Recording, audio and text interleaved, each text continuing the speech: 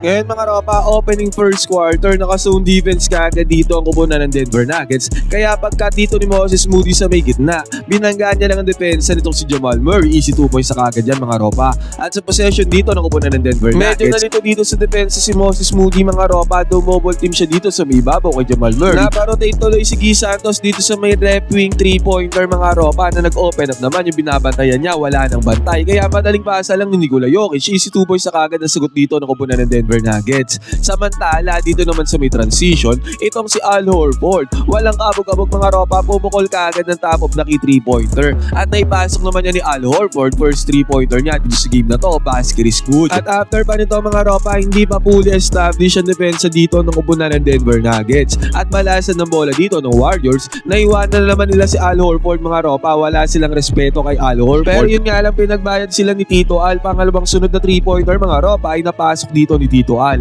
At after niya, dito sa may transition ulit mga ropa, ito namang si DeAnthony Melton. Ginamit ang screen dito ni Al Horford, samantalang si Nikola Jokic ay inatake niya dito sa may drop defense. Kaya pangatlong 3-pointer ng Warriors mga ropa ay pumasok. 11-2 kaagad ang score pagbubukas ang first quarter. Sumubok naman ang pangatlong 3-pointer niya dito si Tito Al mga ropa. Yun nga lang, mintes ang tirada dyan ni Tito Al na nag-open up naman sa pass break opportunity ni Christian Braun para sa easy 2 points. At pag-atake dito ni Guy Santos mga ropa, na-attract niya ang dalawang defenders dito. Balasa ulit ng bola ng Warriors ngayon. Nire-respeto na ng Denver Nuggets ang shooting ni Tito Al. Nag-help defense dito si Strother mga ropa, close out defense. Naiwanan niya naman yung binabantayan niya na si Moses Moody. Open 3-pointer para kay Moses Moody, basket is good. Pang-apat na 3-pointers na ng Warriors mga ropa dito sa may first quarter. At eto mga ropa, man-to-man defense nga pala ang defense ang ginamit ng Warriors dito sa may first quarter na to mga ropa. At nung pumapose dito si Nikola Jokic, napilitang mag-help defense dito itong si Tito Al. Yun nga lang yung binabantayan niya na si Christian Braun mga ropa ay na-open at napakagaling ni Nikola Jokic. Na-kick out niya kaagad yung bola mga ropa, open si Christian Braun. Resulta nito 3-pointer, basket is good.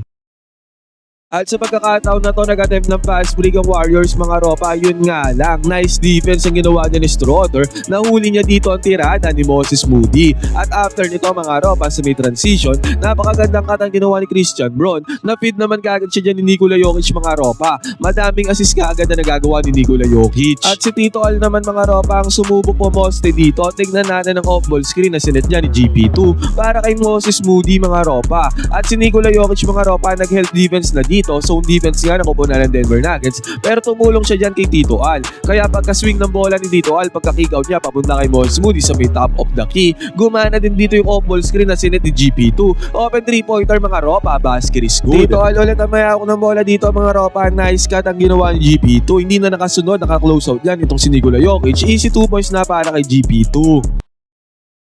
At dito sa possession ng Denver Nuggets mga ropa, napakagandang back cut ang ginawa dito ni Christian Braun. Binaliw niya ang kanyang primary defender mga ropa at syempre, napakagandang pasa ang ginawa dyan ni Nikola Jokic. Easy 2 points para sa kupunan ng Denver. 19-15 ang score dito mga ropa, first time out dito sa game na to. At dito naman sa may transition mga ropa, hindi pa fully established ulit dito ang depensa ng kupunan ng Denver Nuggets. Pumukol kaagad ng 3-pointer dito si Brandon Podziemski, pumasok naman yan mga ropa. At gumamit ng pick and roll gameplay dito ang kupunan ng Denver. Christian Braun at Nikola Jokic mga ropa, sabay na iwanan dito si DeAnthony Melton. Kaya nagkaroon ng give and go play ang dalawang players na to mga ropa para sa easy 2 points, easy money. Samantala pag-receive naman dito ni Will Richard ng bola, hindi na nakasabay dito si Jamal Murray mga ropa, easy 2 points para kay Will Richard. At good defense naman ang ginawa dito ni Quentin Post sa post move na ginawa ni Nikola Jokic. Yun nga lang mga ropa, after nito binalikan siya ni Nikola Jokic at this time mga ropa, naging successful na ang tirada, may kasama pang foul. At dito nga mga ropa ay natake ulit ng kupunan ng Golden State Warriors ang drop defense ni Nikola Jokic. Kita-kita natin dyan mga ropa. Pagbalasan nila ng bola, pagbalik ng bola dito kay Guy Santos, drop defense si Nikola Jokic. Kaya malayang nakatira dito si Guy Santos. At after nyan mga ropa, again balasan ng bola ng kupunan ng Golden State Warriors. Napakagandang backcut naman ang ginawa dito ni Guy Santos mga ropa. Iwan na iwan dyan si Bruce Brown. Sumubok lumausok dito si Nikola Jokic mga ropa. Yun nga lang, huli na ang lahat. Easy 2 points na nagawa dyan ni Guy Santos. Santos. At biglaan mga ropa, biglang nag-pressure defense dito ang kupunan ng Golden State Warriors na timingan pa nila dito itong si Tim Hardaway Jr. na hindi kilala bilang isang ball handler. Kaya nakakuha kaagad ng steal dito ang Warriors mga ropa. Nagresulta pa yan sa 3-pointer nila, basket is good. At after nyan mga ropa, si Al Horford pa ay pinanis ang depensa ni Jokic doon sa may ilalim. Lumabas sa 36-25 ang score dito mga ropa. Nakakuha naman ng balibag tayong natira dito si Nikola Jokic, basket is good.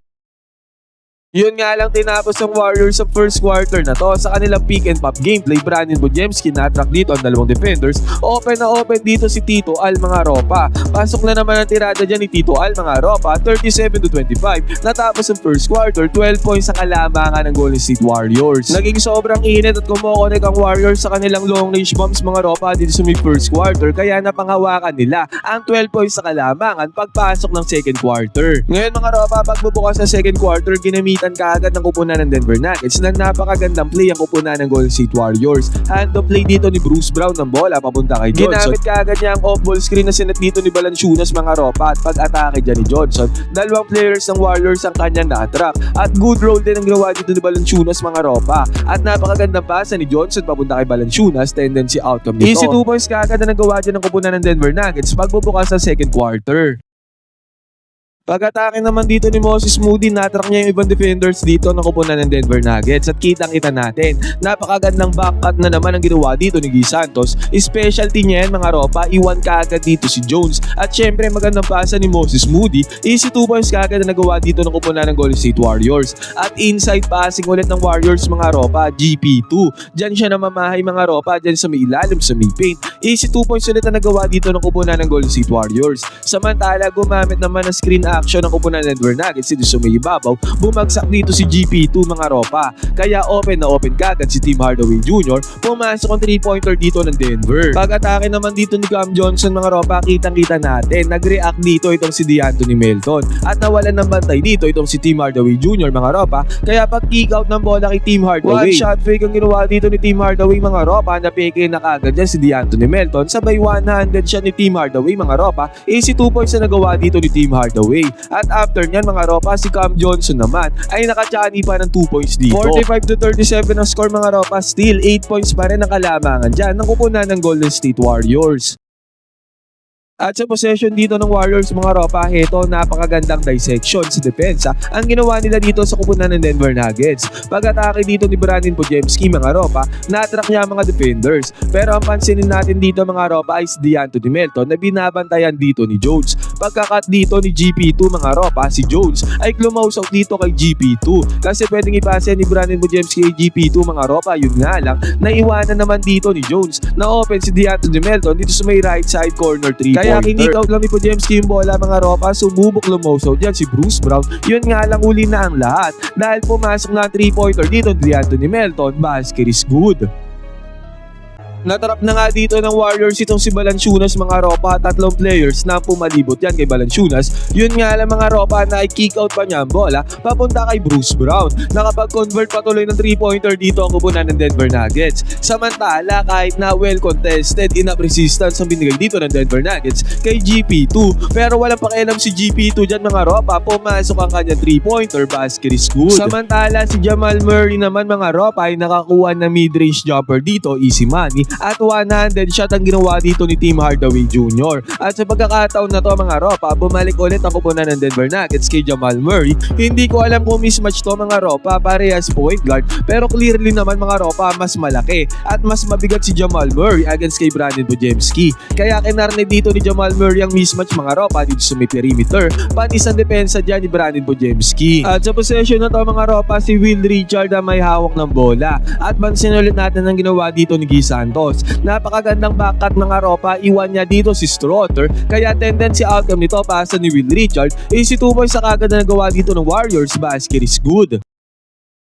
Yun nga lang mga ropa, sa pangalawang sunod na pagkakataon, binalikan ulit dito ni Jamal Murray ang depensa nito si Brandon Bujemski. Ganun lang ulit mga ropa, body-body at nakapag-convert na naman ang puntos itong si Jamal Murray agad sa depensa ni Brandon Bujemski doon sa may paint. Naging 57-50 ang score dito mga ropa, nakahabol ang kupunan ng Denver Nuggets. Napa-timeout dyan si Coach Steve Kerr. Pero gumamit ng screen action dito ang kupunan ng Warriors mga ropa. Perimeter mid-range jumper dito ni Moses Moody, nakapag-convert siya dyan ng 2 points. Yun nga lang mga ropa, si Jamal Murray, uminit na dito mga ropa. Pag-atake niya dyan, nakakuha kagad ng easy 2 points dito si Jamal Murray, basket is good. At eto mga ropa, si Pat Spencer ang mayawak ng bola dito. Pansinin naman natin ulit dito si Guy Santos, binabantayan siya dito ni Jamal Murray. Pag-relocate ng bahagya dito ni Guy Santos mga ropa, hindi na nakahabol din si Jamal Murray. Poor defense mga ropa, kaya tinirahan siya dito ni Guy Santos. Pinagbayad naman siya dyan ni Guy Santos dahil pumasok ang 3-pointer, basket is good.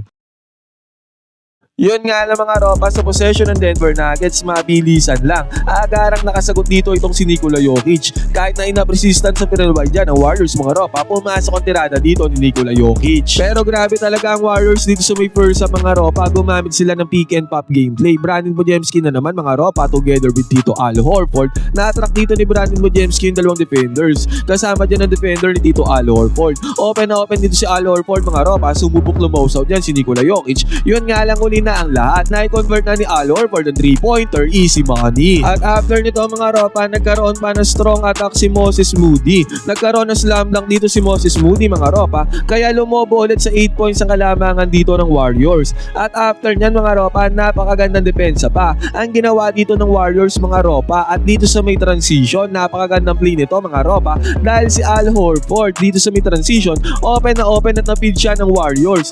Deep 3-pointer ang ginawa dito ni Al Horford mga ropa, pang 5 3-pointer niya dito sa may first up, pumasok, basket is good.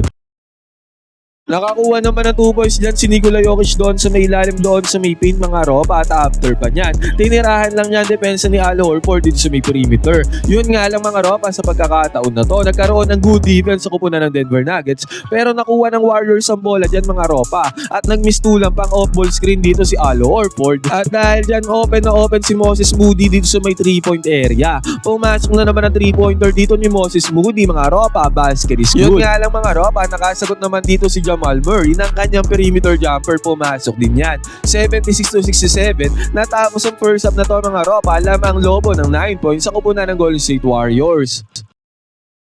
Itong 76 points na to ng Warriors mga ropa, pinakamataas sa puntos nila ngayong season dito sa may first half.